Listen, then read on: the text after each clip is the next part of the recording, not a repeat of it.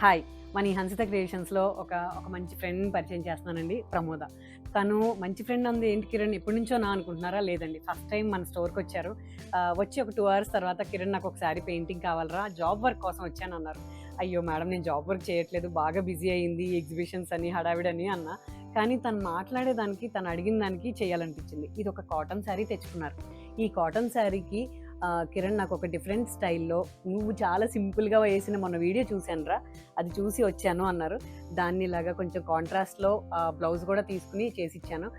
తను ప్రమోద గారు చాలా ఆర్టిస్టిక్ నేచర్‌తో ఉన్నారు. అయితే ఇలా కావాలి అని అనగానే చెయ్యాలని ఎందుకు అనిపించిందంటే తను అడిగే దాంట్లో నిజంగా నన్ను నమ్మి వచ్చారు. ఆ మేడం నిజంగా నా టాలెంట్ తెలుసా? లేకపోతే టెస్ట్ చేస్తున్నారా అనిపించింది. బట్ తెలిసి చూసి ఇంత ఎంజాయ్ చేస్తా, ఇంత అద్భుతమైన ఒక ఆర్టిస్ట్ దగ్గరికి వెళ్ళి కలవాలి, నాకు చేసినా చేయకపోయినా అనుకుని వచ్చా. అయ్యో! థ్యాంక్స్ ప్రమోద గారు. Thank you so much. ఈ మన హన్సిత క్రియేషన్స్‌లో మనం బిజినెస్ కోసమే కాదని నేను మీకు 1, 10 సార్లు చెప్పాను. నేను ఒక ఆర్టిస్టిక్ నేచర్‌తో నా బిజినెస్‌ని చేస్తున్నానండి. ఇది మీకు అర్థమైంది కాబట్టే నన్ను ఇంతగా ముందుకు తీసుకెళ్లారు.